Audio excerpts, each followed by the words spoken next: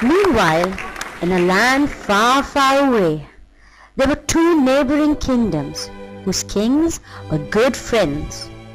To cement their relations further, they had vowed to get their firstborns, the prince and the princess, married when they came of age.